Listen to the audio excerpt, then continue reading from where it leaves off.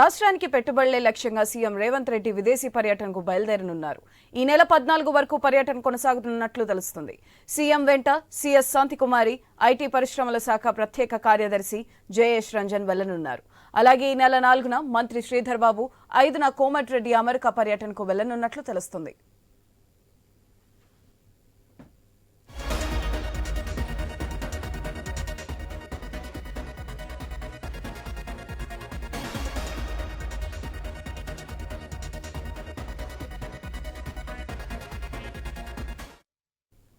రాష్ట్రానికి పెట్టుబడులే లక్ష్యంగా సీఎం రేవంత్ రెడ్డి విదేశీ పర్యటనకు బయలుదేరనున్నారు.